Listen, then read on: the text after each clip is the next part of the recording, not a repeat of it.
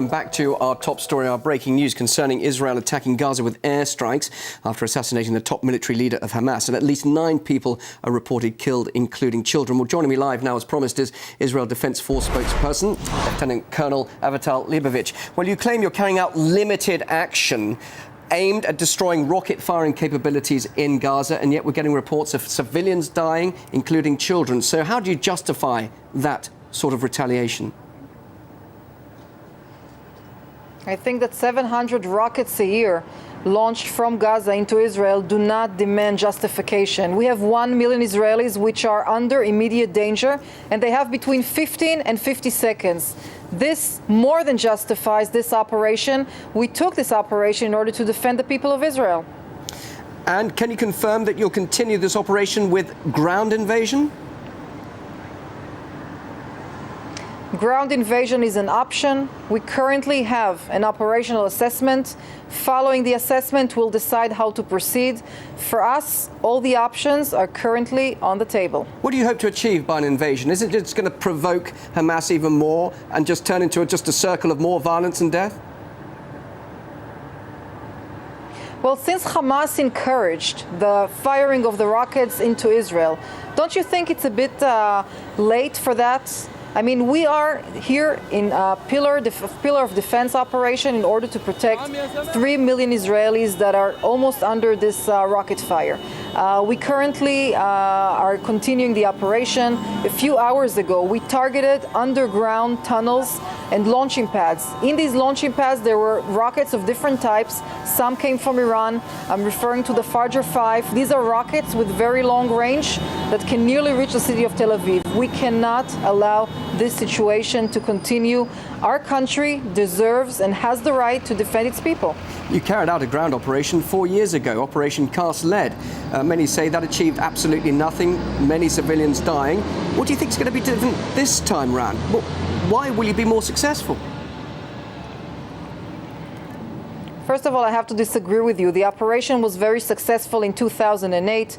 We went down from 100 rockets a week at the time to nearly 2 rockets an average a month. So, of course, it was very efficient. We're not promising a totally stopping of the rockets, but we are looking at crippling the capabilities of this terror organization headed by Hamas. Hamas is accountable for any rocket fire that leaves Gaza into Israel.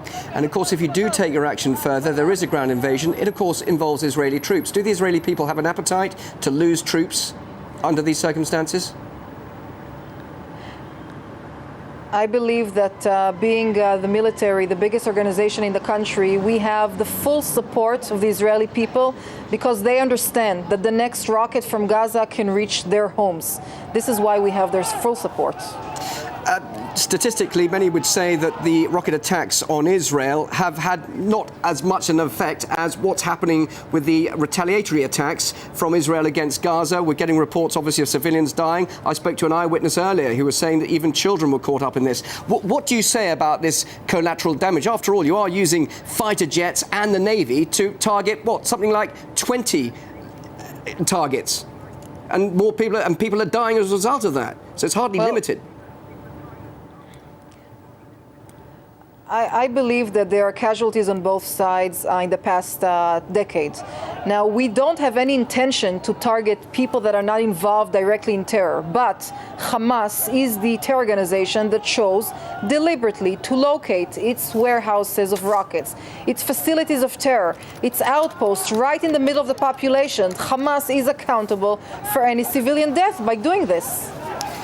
Of course, the time couldn't be any worse for this action taken by Israel. The region really is locked in conflict. It's a very volatile time. Don't you think that this could have serious consequences, not just between Hamas, Gaza and Israel, but of course the region as a whole? Many would say Israel is being reckless at this time. I would like to see those people that are actually having these allegations. I would like them to see how it is to live in a shelter, even for 1 year, not for 12 years, for 1 year. What is it like for an entire family to sleep in shelters or run when you hear the siren within 15 seconds? We do not need justification. But then, of course, on the other hand, the Gazans will say exactly the same. Surrounded by a wall, penning them into a tiny land, the harsh policy of the Israelis against the Gazans, they can say exactly the same argument. The Gazans chose, it's not the same. The Gazans chose Hamas. Hamas chose terror. Terror is rocket fire. We will not comply with this kind of situation. Hamas is accountable for the terror. How can you even equate when Hamas chooses to target Israelis, civilians, while we only target terror activities, terror targets? Defence Force spokesperson Lieutenant Colonel Avital Leibovich, thank you very much indeed for joining us live there in Jerusalem. We appreciate your time.